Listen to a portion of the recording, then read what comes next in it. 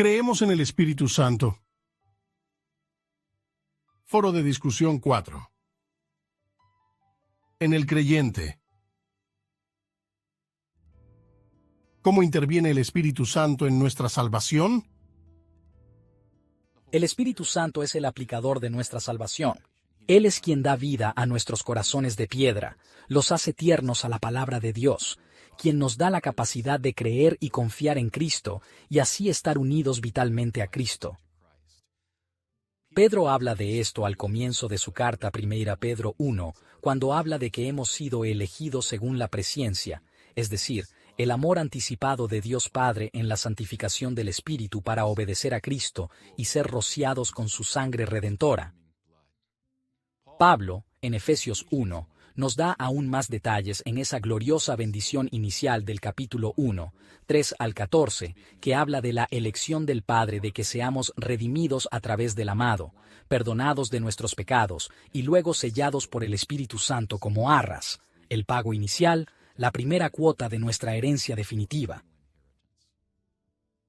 La misión de Dios en nuestra salvación se origina en el corazón del Padre, y se implementa mediante la pronta obediencia del Hijo.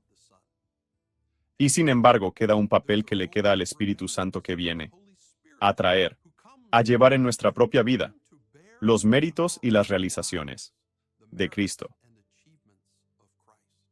Él es quien toma lo que Cristo ha logrado y lo pega en cierto sentido a nosotros. Nos une a Cristo, hace ese vínculo para que lo que Cristo ha hecho sea nuestro y para siempre se convierta en Dios con nosotros, el que nos guía a través del camino. Los peregrinos avanzan hacia la ciudad celestial, renovándonos en conformidad a la imagen de Cristo. ¿Cuál es el papel del Espíritu Santo en la conversión? La conversión es la respuesta humana a la poderosa obra de Dios al salvarnos. Consta de dos aspectos: arrepentimiento o alejamiento de nuestro pecado, y fe, confiar en Jesucristo para salvarnos.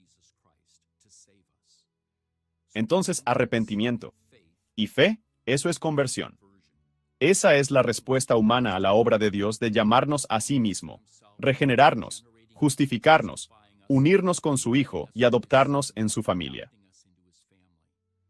¿El Espíritu Santo juega un papel en nuestra conversión? Absolutamente. Creo que el Espíritu Santo es quien nos da la gracia, quien impulsa el arrepentimiento y la fe, por lo que ciertamente el arrepentimiento es una respuesta humana. Ciertamente la fe es una respuesta humana a la obra de Dios en nuestra vida, pero esa no es una respuesta meramente humana. Es una respuesta motivada por la gracia de Dios, habilitada por el Espíritu de Dios. Entonces nos arrepentimos, confiamos en Jesucristo, nos convertimos. Eso no se debe solo a nuestro propio esfuerzo, sino que es guiado y fortalecido por el Espíritu que está obrando en nuestra vida. Si definimos conversión como arrepentimiento más fe, la Biblia enseña que el Espíritu Santo está detrás de ambas cosas. Efesios 2:1 dice que estamos muertos en delitos y pecados antes de ser regenerados. Entonces, los dones de arrepentimiento y fe del Espíritu Santo son instrumentales en nuestra salvación. De lo contrario, permaneceríamos muertos y pecadores, simplemente quedaríamos incapaces. Ya sabes, nuestras voluntades están limitadas. Nuestras voluntades no pueden responder a Dios aparte de algo que Dios nos hace. Por eso creemos que el Espíritu Santo es quien obra activamente, convenciendo el corazón. Ya sabes, existe este concepto de llamado eficaz. Ahí es donde el Espíritu Santo ilumina la mente. En cierto modo, enciende la bombilla. Por ejemplo, recuerdo. En mi vida, sé que no todo el mundo tiene esta experiencia, pero en realidad puedo recordar un momento clave en mi propio viaje espiritual donde sentí que se encendió la bombilla. Yo era un estudiante universitario hablando con un cristiano que estaba compartiendo las Escrituras conmigo y realmente sentí en ese momento que se encendió la bombilla.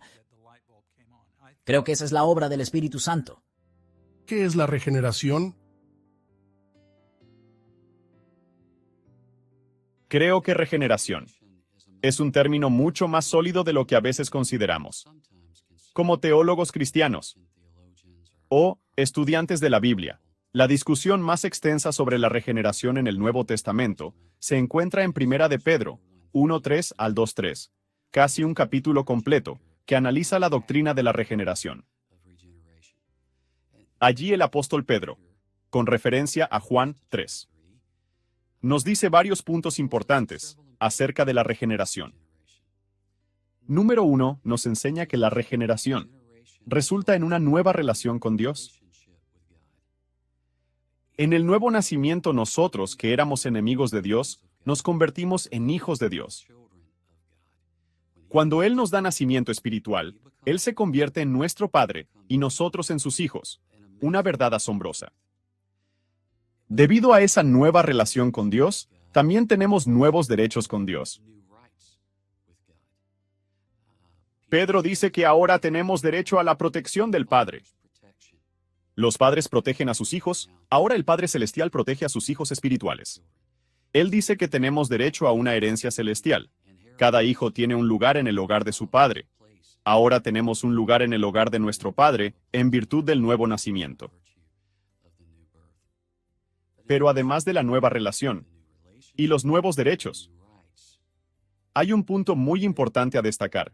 Tenemos un nuevo parecido, juntos. Cuando lo piensas, el Señor Jesús y el apóstol Pedro podrían haber enfatizado nuestra nueva relación y derechos con Dios simplemente usando la imagen de la adopción. Pero prefieren el lenguaje del nuevo nacimiento, de la regeneración. ¿Por qué? Porque hay una distinción importante entre un niño adoptivo y un niño que concebiste y a quien diste a luz. ¿Cuál es la diferencia? Bueno, el niño que diste a luz tiene tu propio ADN, tu propia composición, por lo que ese niño se parece a ti como padre en muchos aspectos notables. Y por eso dicen el Señor Jesús y el apóstol Pedro, Dios no solo nos adoptó como sus hijos, sino que nos dio un nuevo nacimiento. Como diría el apóstol Juan en Primera de Juan, la simiente de Dios está en el creyente. Su ADN espiritual, por así decirlo, no para que nos convirtamos en dioses como Él es Dios, obviamente, sino para que participemos de su carácter santo. El nuevo nacimiento enfatiza esa verdad como padre, como hijo. Y finalmente, debo agregar, aunque podríamos continuar, que el nuevo nacimiento resulta en nuevas responsabilidades para con Dios. Mientras Pedro explica la doctrina del nuevo nacimiento, describe a los creyentes como hijos obedientes. Es responsabilidad de un niño honrar al padre y a la madre, y obedecer al padre y a la madre. Y ahora que nos hemos convertido en hijos de Dios mediante el nuevo nacimiento, nuestra responsabilidad de someternos a su autoridad y obedecerlo aumenta aún más. Así que nueva relación, nuevos derechos, nueva semejanza y nuevas responsabilidades. Están todos implicados en la doctrina del nuevo nacimiento. La regeneración es un cambio de corazón. Probablemente la forma más simple y familiar de hablar sobre la regeneración es citar a Jesús en Juan 3, donde le habla a Nicodemo sobre nacer de nuevo. Y eso es realmente la regeneración, es como un renacimiento. Antes de ser regenerados, tenemos corazones, y el corazón es el centro de nuestro ser, donde se asientan nuestras emociones y voluntad, es realmente lo que somos. El corazón está muerto en pecado, incapaz de decir sí a Dios sin importar la frecuencia con la que escuchemos el Evangelio. No podemos creer, no podemos arrepentirnos. Entonces, lo que debe suceder es que el Espíritu Santo nos haga tener vida nueva, imparta vida a un corazón muerto. La forma en que a veces, lo he dicho, es que es como entrar a una morgue y darle vida a un cadáver. Eso es lo que significa la regeneración. Lo que parece es una ruptura radical. Con lo viejo, una ruptura. Con el pecado. Es algo que es un cambio sorprendente. Esta es una nueva creación. Dice Pablo en 2 de Corintios 5. Nosotros ya no somos quienes solíamos ser. Ahora bien, puede que se viva más tarde, pero hay un momento o un período de tiempo en el que el Espíritu Santo está soplando vida en el corazón muerto y haciendo que podamos responder con arrepentimiento y fe. La regeneración es lo primero. No seré salvo a menos que Dios primero entre en mi corazón. Amamos porque Él nos amó primero. ¿Es la regeneración un acto único del Espíritu Santo o los humanos también participan? Sabes, cuando hablamos de la doctrina de la regeneración, estamos hablando de una doctrina que trata de la obra de Dios en nuestra vida y de llevarnos a la fe en Cristo. Se podría plantear la pregunta, ¿es el Espíritu Santo el único que actúa en el área de la regeneración? Y la respuesta sería sí, pero sí, es el Espíritu Santo el que nos regenera, dándonos nuevo nacimiento, quien nos hace nuevos. Pablo dijo, no por obras de justicia que nosotros hayamos hecho, sino según su misericordia, Él nos salvó, por el lavamiento de la regeneración y la obra renovadora del Espíritu Santo. Eso es Tito capítulo 3, versículo 5. Dicho esto, ¿hay una parte humana que también se juega en la obra de la regeneración? La respuesta es sí. Como resultado de la obra de regeneración, nos arrepentimos y ejercitamos fe en el Señor Jesucristo. Entonces, la regeneración ¿siempre involucrará nuestro arrepentimiento y fe? Sí. Pero nuestro arrepentimiento y fe son de hecho la respuesta espiritual a la obra de la regeneración.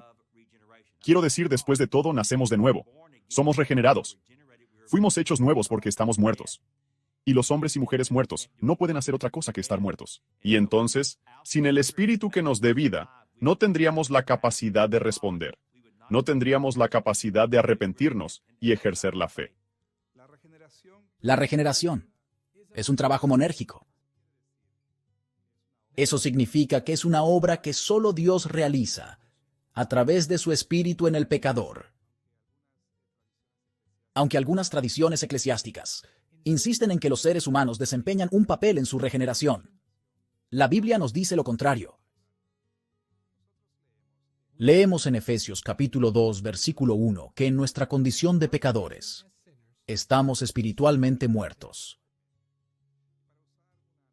Para usar una analogía, no estamos en la sala de cuidados intensivos del hospital porque tengamos una enfermedad mortal en lo que respecta a las Escrituras. Los pecadores están en la morgue. Y el Espíritu Santo no pone medicinas al lado de nuestras camas de hospital para que, si las queremos, las tomemos para curarnos. Lo que realmente hace el Espíritu Santo es aplicar paletas de desfibrilador a nuestro corazón muerto. La razón entonces por la cual la obra de regeneración es obra exclusiva del Espíritu Santo es porque el pecador, como dije, está espiritualmente muerto y no puede salvarse a sí mismo. ¿Por qué el Espíritu Santo debe hacernos conscientes de cuán pecadores somos en realidad? La Biblia deja muy claro que todo ser humano que viene a este mundo sin una relación con Cristo, la persona es sorda, ciega y muerta. Y toda la creación ha sido contaminada por el pecado. Nosotros mismos, nuestras emociones, nuestros sentimientos, nuestro entendimiento, todo está contaminado por el pecado. Y solo cuando el Espíritu Santo abre nuestros ojos y somos redimidos en Cristo, desarrollamos una comprensión completamente nueva de lo que realmente es el significado de la vida, y entonces todo nuestro sistema de valores cambia. No hay parte de nosotros que no esté contaminada y afectada por el pecado. No hay ninguna parte de nuestras mentes, ninguna parte de nuestras voluntades, de nuestros afectos, donde podamos señalar y decir, ahora esa parte de mí es perfecta y esa otra es pecadora. No, lo que pienso está afectado por pensamientos pecaminosos, lo que elijo está afectado por una voluntad pecaminosa, las cosas que amo están afectadas por el pecado, porque algunas de ellas no son las cosas que Dios quiere que ame, y eso se debe a un corazón pecaminoso. Y el pecado realmente corre a través de todos nosotros, que es una de las razones por las que necesitamos una salvación completa, y una limpieza completa, perdón completo a través de la cruz, pero también una obra completa del Espíritu Santo, que finalmente nos limpiará de todo ese pecado, pero nos atraviesa totalmente. ¿Por qué somos incapaces de agradar a Dios con nuestros propios esfuerzos? Bueno, como resultado de la caída de la humanidad en pecado, encontramos una tensión dentro de todos nosotros. En cierto sentido queremos hacer el bien, queremos hacer cosas que agraden a Dios, pero también tenemos una naturaleza contraria dentro de nosotros, que quiere gobernar nuestra propia vida sin referencia a Dios. Y así, en consecuencia, encontramos, como lo describe Pablo en Romanos, que sé el bien que quiero hacer, pero encuentro que otro poder actúa en mí, lo que significa que no puedo hacer lo que sé que debería hacer. Somos criaturas desgarradas en ese sentido. Tenemos el deseo de hacer el bien, pero no podemos hacerlo sin Cristo. Nuestra naturaleza humana nos impide intentar hacer el bien, ante todo porque, obviamente, esta naturaleza es una naturaleza caída, el pecado la impactó. Y por eso, nuestra naturaleza realmente está en rebelión contra Dios. Y siendo ese el caso, incluso como cristianos cuando hemos nacido de nuevo, vemos ahora que hay este conflicto interno, que tiene lugar, y Pablo lo habla bien en Romanos capítulo 7, cuando habla de la guerra entre la carne y el espíritu. Reconoció que había una ley en sus miembros que luchaba contra la ley de su mente, de modo que allí no haría la voluntad de Dios a ese respecto. Y entonces como cristianos tenemos que apreciar y reconocer esta gran batalla que se da dentro de esta gran tensión que realmente nos obstaculiza y nos impide intentar vivir realmente y hacer lo correcto ante los ojos del Señor. Pero Pablo continúa diciendo, gracias a Dios por nuestro Señor Jesucristo, quien nos da la victoria en ese sentido allí. Y así, mientras luchamos, podemos regocijarnos al saber que finalmente tenemos victoria en Cristo, y que no tenemos que ser derrotados ni permitir que nuestra naturaleza nos domine como lo hacía en tiempos pasados cuando no conocíamos a Cristo. ¿Qué significa que el Espíritu Santo nos garantiza una herencia eterna? Ya sabes, uno de los grandes dones de Dios en la salvación es el don del Espíritu Santo. Y la Biblia habla de muchas maneras diferentes acerca de cómo el Espíritu ministra en nuestras vidas como cristianos, para finalmente llevarnos a la conformidad, a la imagen del Señor Jesucristo. En Efesios se habla del hecho de que estamos sellados por el Espíritu Santo, lo que nos da la seguridad de que nuestra salvación es una realidad permanente. No hice nada para ganármelo, no pude hacer nada para perderlo. Y Dios dio su Espíritu como pago inicial para asegurar que mi salvación llegue a buen término. Voy a ser como el Señor Jesucristo por la promesa del Espíritu Santo. Cuando Jesús vino, marcó el comienzo del reino de Dios. Para nosotros ahora mismo, esta es una realidad espiritual en el tiempo presente en la tierra, pero un día será una realidad física cuando Jesús regrese. Así, los creyentes se vieron atrapados en una tensión que a veces se describe como ya pero todavía no. Parte del ya es el hecho de que tenemos al Espíritu Santo como pago inicial. De esto habla Pablo en Efesios 1:14. Este pago inicial es una garantía de que algún día tendremos nuestra herencia eterna. También experimentamos esto en la realidad de los dones espirituales y el vínculo espiritual que sentimos entre los creyentes de todo el mundo. Pero también sabemos que vivimos en un mundo atormentado por el mal y todavía bajo los efectos de un mundo en condenación. Así que esperamos con ansias ese día en el que veremos a Jesús cara a cara, y en el que Él regresará y provocará la completa y total erradicación del mal. Pablo dice, en 2 de Corintios y en Efesios 1, él usa un término que aparece a menudo en documentos comerciales para pagos iniciales. Dice que hemos recibido el primer pago de nuestra herencia futura, al recibir el Espíritu. Hemos recibido un anticipo del mundo futuro, porque no solo estamos esperando una futura resurrección y un futuro Mesías, un futuro Rey, estamos esperando un Rey que ya ha venido, que ya ha resucitado de entre los muertos, y por eso tenemos un anticipo. Y necesitamos vivir como la gente de la era futura. Necesitamos vivir para el futuro, en esta era presente, para permitir que el mundo tenga un anticipo de cómo será el cielo. ¿Qué significa estar lleno del Espíritu Santo? En Efesios 5:18, Pablo nos manda, no os embriaguéis con vino, que lleva al libertinaje, sino sed llenos del Espíritu. ¿Qué significa estar lleno del Espíritu? Significa ser mandado, ser dirigido y guiado, controlado por el Espíritu en todos los aspectos de nuestra vida. Si miramos el mandato de Pablo, vemos que es un imperativo. Es un mandato, lo que significa que podemos obedecerlo o desobedecerlo. Ahora bien, ciertamente debemos obedecerlo, pero es nuestra responsabilidad responder a este mandato y ejercer obediencia para ser satisfechos. También es un imperativo continuo. Un mandato continuo, podríamos parafrasearlo, seguir siendo lleno, seguir siendo controlado o guiado por el Espíritu Santo momento a momento. Entonces es un mandamiento que llama nuestra atención a la obediencia, siendo controlados por el Espíritu momento a momento. También es un comando pasivo, no es un comando activo. De lanzar la pelota.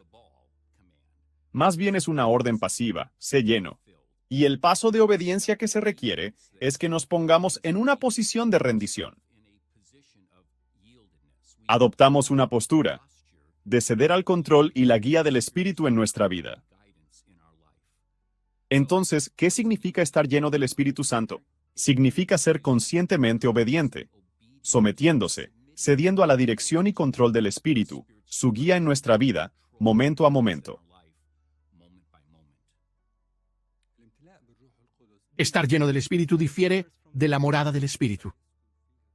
El Espíritu Santo habita en cada creyente. La presencia de Dios está en su vida, pero ser lleno es diferente. Significa que el Espíritu Santo controla la vida de un hombre para que tenga los frutos y los atributos del Espíritu Santo. Amor, gozo, paz, paciencia, benignidad, bondad, fe, mansedumbre y dominio propio. En otras palabras, los atributos de Cristo ahora controlan a una persona para que viva una vida totalmente diferente a la que viviría por su propia capacidad. Estoy seguro de que estoy lleno del Espíritu Santo cuando estoy seguro de lo que Cristo hizo por mí en la cruz. Cada vez estoy más seguro de lo que Cristo ha hecho por mí. Allí encuentro al Espíritu Santo porque eso es lo que le importa. Todo esto me lleva a ser libre de depender de mí mismo a depender en lo que Él ha hecho. Él me ha perdonado y me ha revestido con su justicia.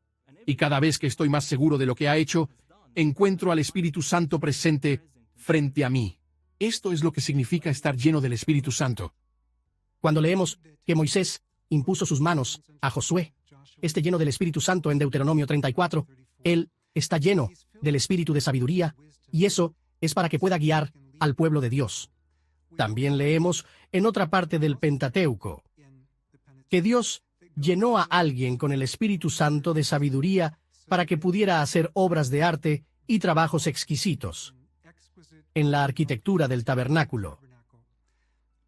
Entonces, en Hechos capítulo 6, también leemos que aquellos que iban a liderar en términos de cuidar a los pobres, que están llenos del espíritu de sabiduría. Entonces tenemos este lenguaje usado en varios lugares. Ahora, en otra parte en Lucas y en Hechos, leemos acerca de ser llenos del espíritu para profetizar. En Efesios capítulo 5, en el versículo 18 en el contexto, dice: no os embriaguéis con vino, sino sed llenos del espíritu. Y luego describe cómo se ve eso cuando alabas a Dios, le agradeces por todas las cosas y se sirven unos a otros. Entonces, hay varias expresiones diferentes de la forma en que el Espíritu nos llena para varias cosas diferentes, para nuestros llamamientos particulares. Y luego, el tipo de cosas que todos necesitamos para estar llenos del Espíritu, para alabar a Dios y servirnos unos a otros. En su carta a los Efesios, Pablo usa el término ser llenos o seguir siendo llenos del Espíritu Santo. No os embriaguéis con vino, en lo cual hay exceso, sino sed llenos del Espíritu. Y luego continúa describiendo cómo se siente estar lleno del Espíritu cantando y cosas así. Ser lleno del Espíritu significa que un creyente está caminando con el Espíritu o está manteniendo el paso con el Espíritu, para referirse a lo que dice Pablo en el libro de Gálatas. Es ser obediente, es estar lleno de alegría. Realmente, diría yo, debe ser en nuestra experiencia, lo que ya somos en nuestra posición. Y esto es algo que está determinado en cierta medida por las elecciones y las acciones del propio creyente. Si elegimos quitarnos el viejo yo y revestirnos del nuevo yo, si elegimos adorar y confiar en Dios y arrepentirnos del pecado conocido y ese tipo de comportamientos, entonces el Espíritu Santo es libre de llenarnos con Él mismo. Y Él es la fuente de nuestro poder para la obediencia. Entonces, cuando hago morir o mortifico las obras de mi carne, el Espíritu Santo lo encuentra atractivo cuando me arrepiento del pecado, cuando me confieso. Como amo a mis hermanos y hermanas, el Espíritu Santo encuentra esas conductas atractivas y nos llena de su Espíritu. Podemos apagar al Espíritu Santo, podemos contristar al Espíritu con nuestras malas decisiones y malas acciones. Entonces, estar lleno del Espíritu significa caminar en conformidad con su voluntad y sus expectativas. Lo que resultaría sería el fruto del Espíritu. A medida que estamos llenos del Espíritu, exhibimos amor, gozo, paz, paciencia, etc. ¿Qué queremos decir con una dirección interna del Espíritu Santo? Cuando hablamos de una dirección interna del Espíritu Santo, no estamos hablando de algo que compita con las Escrituras. Esto es, el Espíritu puede guiarnos a través de las Escrituras, pero a veces también nos guía de manera personal. Por ejemplo, en Romanos capítulo 8 y Gálatas capítulo 4, el Espíritu da testimonio a nuestro espíritu de que somos hijos de Dios, recordándonos así que le pertenecemos. Romanos 5:5. En el contexto, el amor de Dios es derramado en nuestros corazones por el Espíritu Santo, señalando la cruz, recordándonos así que Dios nos ama. Romanos 8 y Gálatas 5 hablan directamente de la dirección del Espíritu, pero especialmente en el contexto del empoderamiento moral, que nos lleva a hacer lo correcto y no a hacer lo incorrecto. El libro de los Hechos tiende a enfatizar, más especialmente, el poder para la evangelización. Entonces, en Hechos 8:29, el Espíritu le habla a Felipe y le dice: corre hacia este carro y hazle saber a esta persona, en otras palabras, acerca de Cristo. En el capítulo 10, el Espíritu le dice a Pedro que baje y se encuentre con estos gentiles que han venido a verlo. De nuevo, al cruzar barreras para llevar el Evangelio a la gente, el Espíritu puede guiarnos en la evangelización. Nehemías habla de un plan que tenía. Dice: Dios lo puso en mi corazón. Y entonces también podemos hablar en esos términos. Entonces este salmista dice: Dios, por favor, guíame en tus caminos. A veces el salmista puede que ni siquiera sepa cómo. Como en el lenguaje de los proverbios, Dios está ordenando los pasos del salmista. Pero la idea es que confiamos en que Dios nos guiará incluso en nuestra vida personal. Una frase y una experiencia muy familiar para los cristianos es la dirección interna del Espíritu Santo. En primer lugar, no creo que debamos temer esta frase por temor a una excesiva subjetividad. Por supuesto, la dirección interna del Espíritu Santo siempre debe resonar y estar anclada en las verdades históricas que nos revelan las Escrituras. Esa es el ancla para la dirección interna del Espíritu Santo. Pero la maravillosa buena noticia es que la experiencia de un cristiano no es puramente memoria de acontecimientos históricos, sino una experiencia viva, en tiempo presente, de Dios con nosotros. Y esta guía interna del Espíritu Santo, esta presencia interna que sentimos, resuena con el pasado, pero también es algo que nos llega a menudo en forma de sabiduría, donde el Espíritu Santo desmantela toda racionalización, todas las evasiones, y somos confrontados a cuál es realmente el camino. Y esa voz de sabiduría en la mente del cristiano consagrado puede ser la forma que adopte la dirección interna del Espíritu Santo. Y es una aventura tan emocionante saber que no solo tenemos el pasado para anclar nuestra experiencia cristiana, sino también la presencia continua del Espíritu Santo para guiarnos hacia adelante día a día de esta manera intensamente personal e inmediata. Si el Espíritu nos regenera en la conversión, ¿qué quiere decir la Escritura con que los creyentes pueden contristarlo o apagarlo?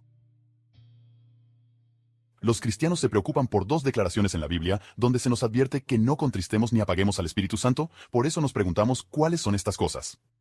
Contristar al Espíritu proviene de Efesios 4:30, donde el programa para unificar la iglesia se describe como algo que destruimos, contra lo que luchamos, mintiéndonos unos a otros y destrozando esa unidad. Entonces entristecemos al Espíritu cuando arruinamos su obra, y es algo que afecta su proyecto y es angustioso para él. Apagar al Espíritu es de otro pasaje donde se nos advierte que estemos abiertos a lo que el Espíritu está haciendo en nosotros. Algunas personas asocian eso con denunciar profecías, pero creo que ese no es el caso. Apagar al Espíritu es simplemente hablar del Espíritu según la metáfora del fuego, y se apaga el fuego con agua.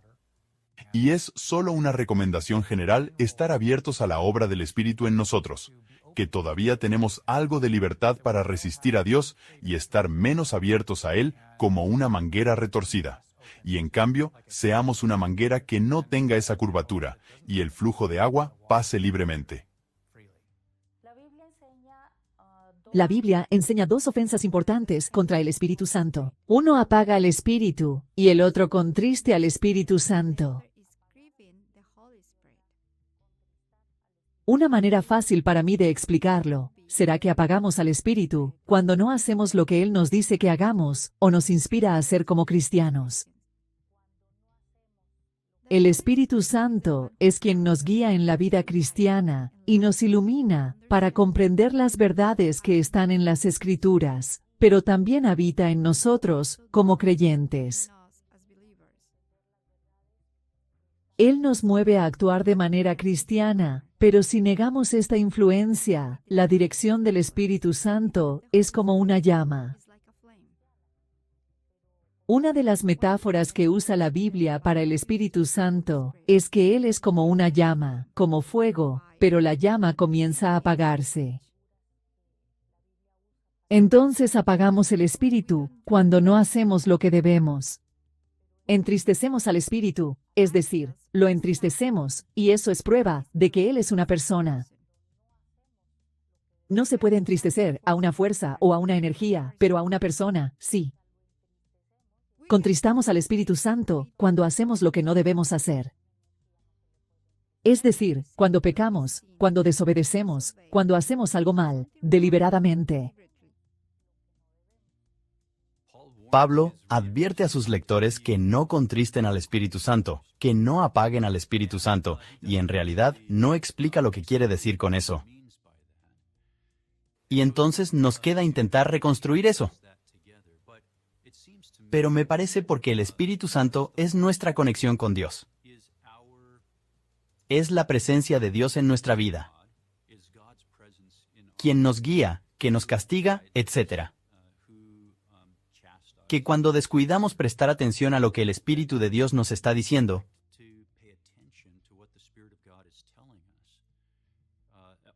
o cuando abiertamente nos oponemos o pecamos contra lo que el Espíritu nos está diciendo, que estamos apagando al Espíritu y que contristamos al Espíritu.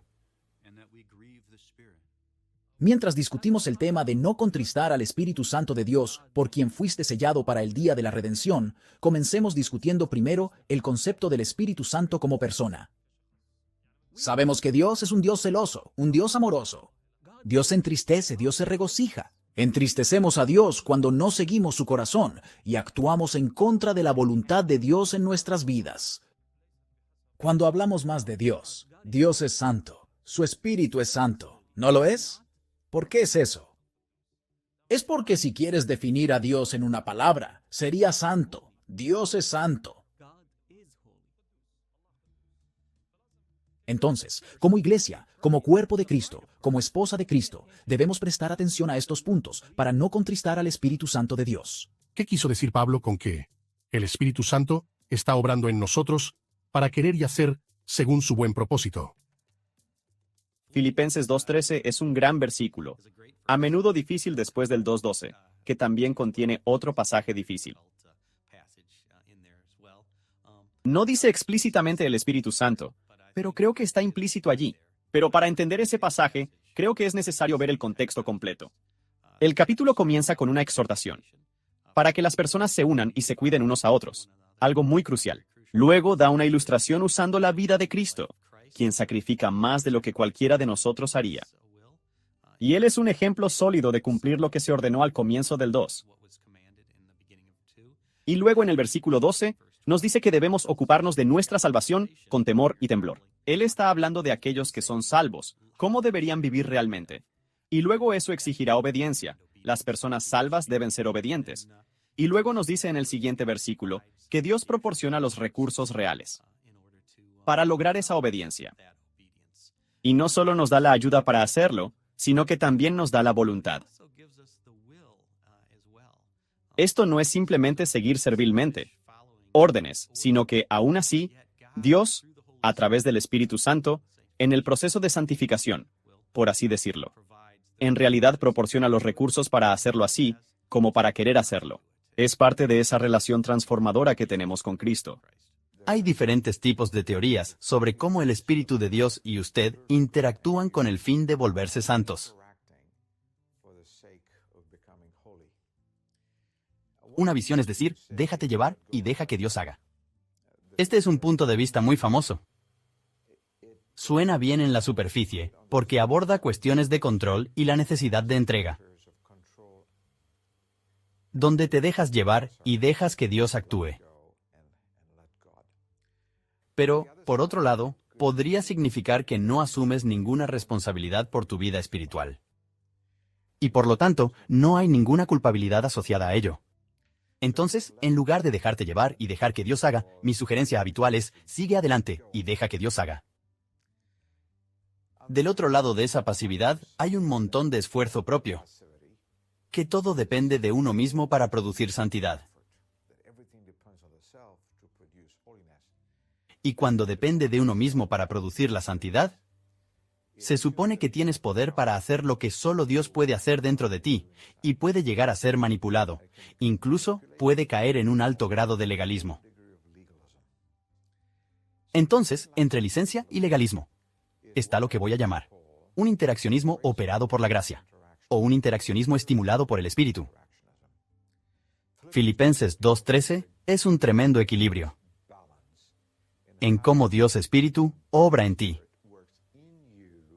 para producir una vida espiritual a medida que interactúas con Él. Lo llamo interaccionismo en lugar de cooperación, pero interacción con Él.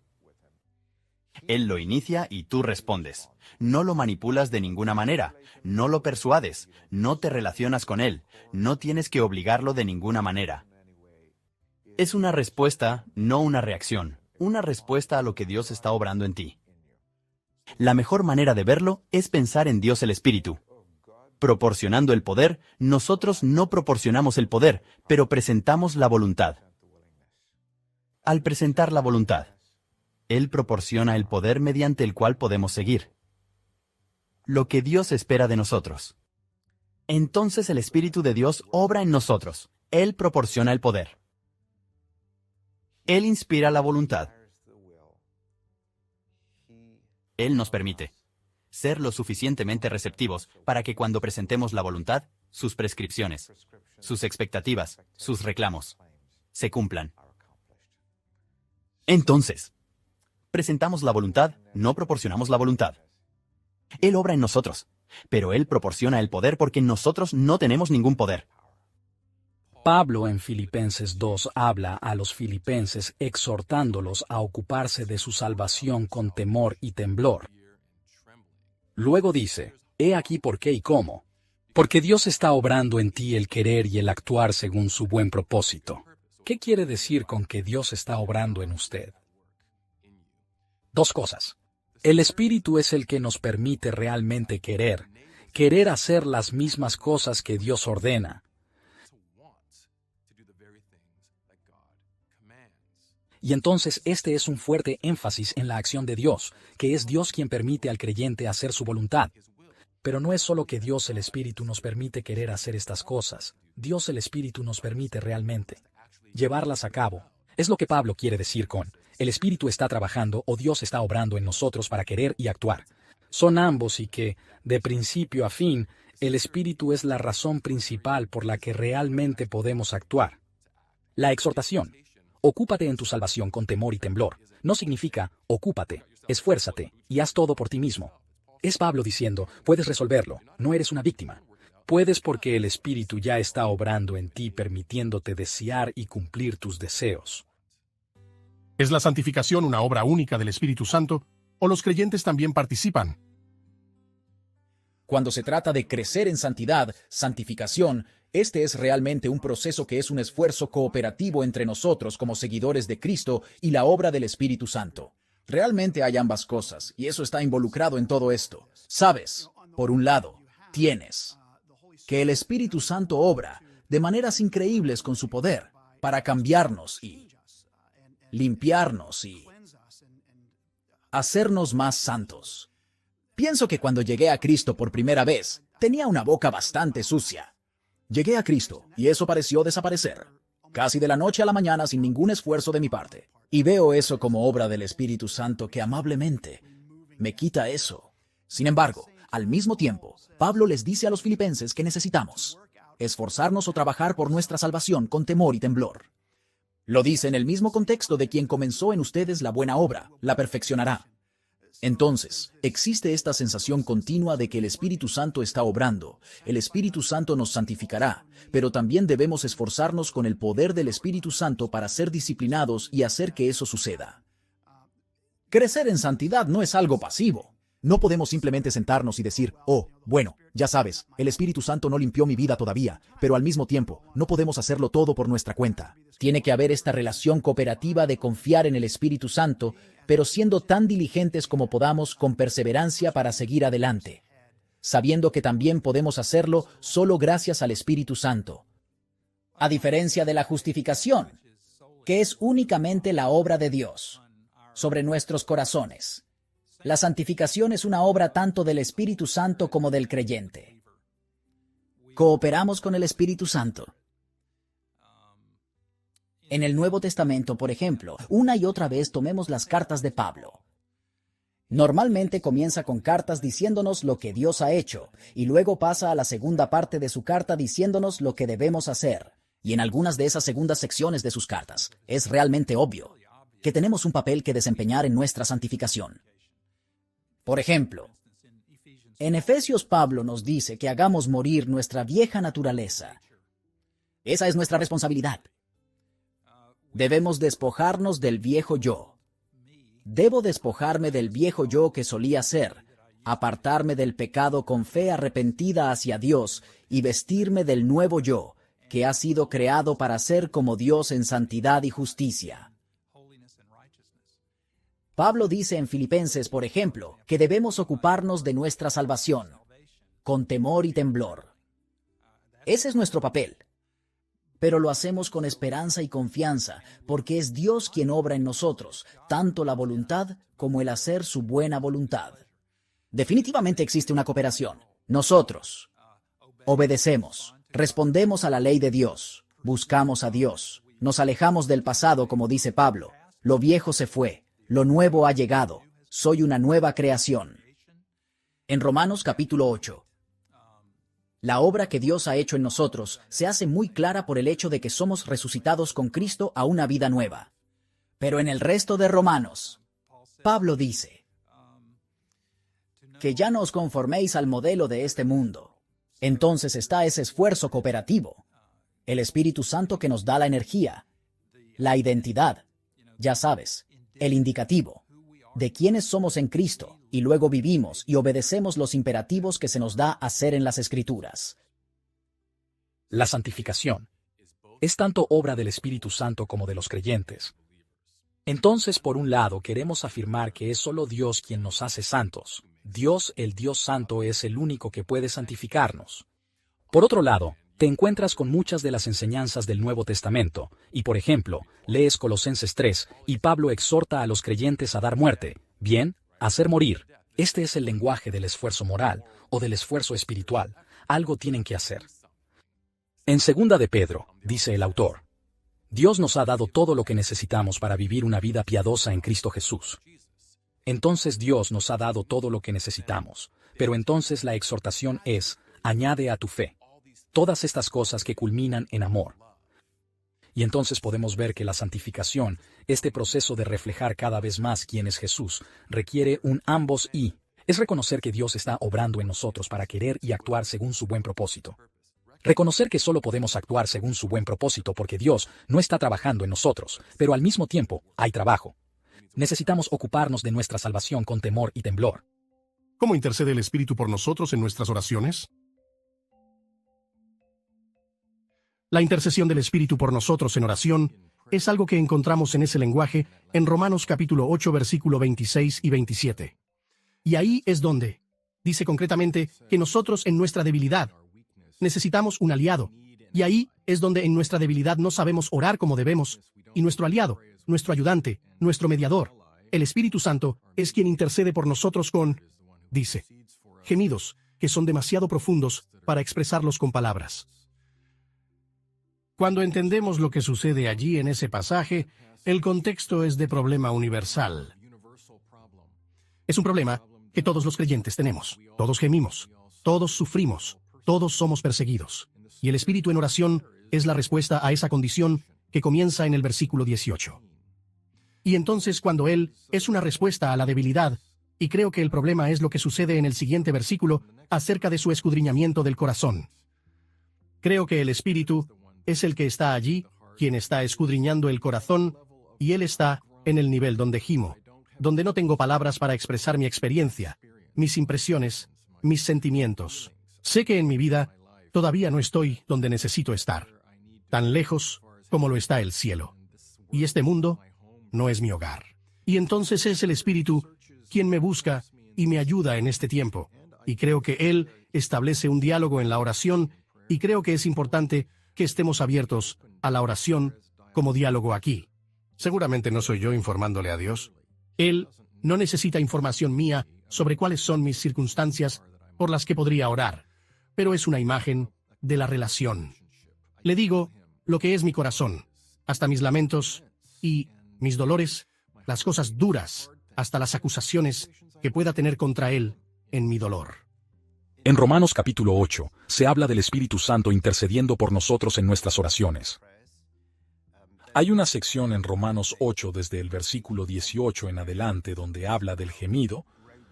Entonces está la creación que gime esperando el cumplimiento de la obra de Dios. Está el cristiano que gime bajo el peso del sufrimiento, y también está el Espíritu Santo que gime dentro de nosotros. Y en el versículo 26 leemos esto. De la misma manera, el Espíritu nos ayuda en nuestra debilidad. No sabemos por qué debemos orar, pero el Espíritu mismo intercede por nosotros con gemidos que las palabras no pueden expresar. Es un pasaje maravilloso que habla del hecho de que nuestra oración, aunque es un maravilloso privilegio, es tan frágil que no siempre sabemos por qué orar o cómo orar. Pero el Espíritu Santo mismo intercede con nosotros y junto a nosotros. De modo que mientras oramos, Él también está orando, gimiendo y empatizando con nosotros. Pienso que el Espíritu Santo ya intercede por nosotros en nuestras oraciones. Hay un versículo mencionado en Romanos capítulo 8, versículo 26. Porque no sabemos pedir como conviene, pero el Espíritu mismo intercede por nosotros con gemidos indecibles. Creo que nosotros como creyentes y seres humanos no sabemos orar como debemos, y necesitamos la ayuda del Espíritu Santo, porque Él es quien me ayuda. Él es quien me apoya, quien habla conmigo en oración. Él intercede por nosotros y habla por los creyentes con gemidos demasiado profundos para expresarlos con palabras. A veces no tengo las palabras que concuerden con el corazón de Dios en mis oraciones. Entonces el Espíritu Santo intercede por mí. El Espíritu Santo habla y me da las palabras, y ora por mí y a través de mí por el pueblo. Él ora a través de mí para hacer la oración que concuerde con el corazón de Dios. ¿Cómo nos permite el Espíritu Santo perseverar en la fe? El Espíritu Santo nos permite perseverar en la fe, dándonos los recursos que necesitamos para continuar amando a Jesús y seguir adelante hasta el final. Tenemos una relación personal con un Dios vivo y conocemos a Dios verdaderamente por el Espíritu Santo que habita en nosotros. Nos conforma a la semejanza de Cristo y garantiza que aquellos que verdaderamente comprendan la fe cristiana continuarán hasta el fin. Pedro en Primera de Pedro capítulo 1 versículo 5 dice que estamos siendo protegidos por el poder de Dios, mediante nuestra fe, para una salvación que está lista para ser revelada en los últimos tiempos. Y entonces, creo que Dios está obrando poderosamente a través del Espíritu para mantenernos en Cristo. Pero esa poderosa obra de Dios no opera separada de nuestra fe, sino a través de nuestra fe. Y aprendemos en otras partes de las Escrituras que es el Espíritu Santo quien nos concede la fe. Y así, a medida que atravesamos las pruebas y tribulaciones, las persecuciones de nuestra vida, el Espíritu es nuestro recurso, que nos proporciona todo lo que necesitamos, especialmente fe, para poder relacionarnos con el poderoso Dios trabajador, para que realmente perseveremos en Cristo. Y cuando enfrentamos persecuciones y no sabemos cómo actuar ni siquiera qué decir, tenemos la promesa de Jesús de que el Espíritu Santo nos dará las palabras para enfrentar nuestro tiempo de persecución, de una manera adecuada que honrará a Dios. Entonces el Espíritu nos da recursos, fe, incluso palabras para testificar de Jesucristo. Mientras marchamos en esta peregrinación en la tierra hacia el cielo, Él nos preserva en la fe en Jesucristo.